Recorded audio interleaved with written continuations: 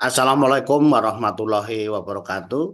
Selamat pagi para petani kelapa sawit yang berbahagia, yang sekarang ini sedang menikmati hasil yang cukup bagus, harganya cukup bagus. Oleh karena itu, kita harus menjaga jumlah populasi tanaman kita. Karena kita kehilangan satu tanaman saja, itu bisa sangat merugikan.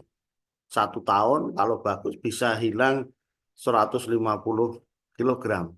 Tentunya satu pohon pun harus kita rawat. Oleh karena itu yang sering menyebabkan kerugian adalah hama dan penyakit. Oleh karena itu di pagi hari ini saya berusaha menjawab pertanyaan yang datang, yaitu dengan gambar yang ada di sebelah ini. Tentunya pertanyaannya apa penyebabnya dan nanti solusinya. Jadi para petani sekalian menentukan atau identifikasi suatu tanaman itu terserang hama atau penyakit juga tidak semudah yang dibayangkan. Karena apa? Gejala yang sama bisa disebabkan oleh penyebab yang berbeda.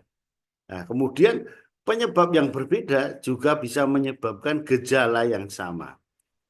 Tentunya ini karena kalau kita menggunakan identifikasinya berdasarkan gejala atau simptom, nah, respon tanamannya. Oleh karena itu kita langsung menjawab pertanyaan ini. Tentunya kita harus urut, nah supaya deteksi, identifikasinya, diagnosisnya itu dapat secara akurat. Tentunya eh, setelah melihat gejala yang lebih akurat adalah melihat tanda, yaitu makhluk hidupnya. Oleh karena itu lebih baik memang bisa dilihat langsung ke lapangan, apakah ada tanda eh, hama atau tanda penyakitnya, atau kalau ini diduga tubuh buah Ganoderma, ada tubuh buahnya atau tidak. Itu lebih sahih untuk mengatakan bahwa ini adalah suatu penyebabnya apa.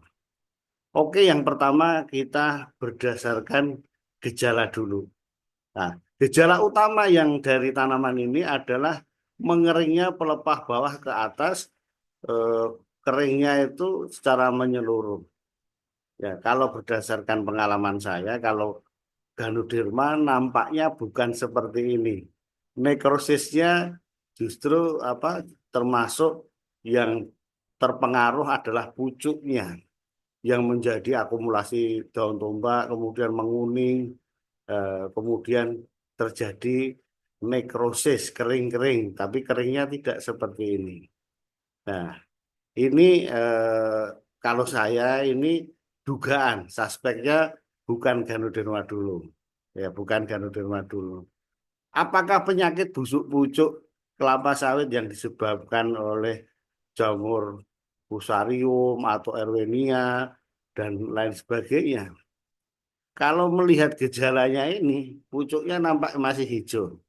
Tetapi kalau busuk pucuk, busuk pupus itu kalau dicabut mudah.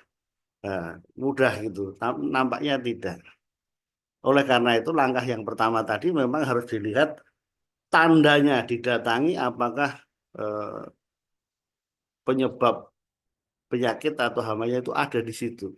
Ya, itu yang dari dari dua ini kalau saya suspeknya juga bukan.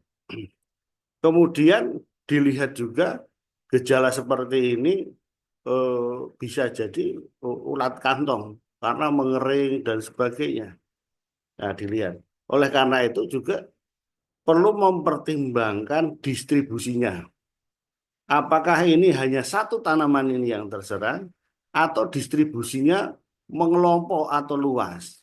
Ya, kalau meluas bisa disebabkan oleh beberapa hal. Misalnya defisiensi unsur hara. Dan itu tanamannya tidak hanya satu, tetapi dengan gejala yang lebih seragam. Itu kita menduganya lebih mudah lagi. Tetapi kalau individual satu itu agak sulit eh, penyebabnya.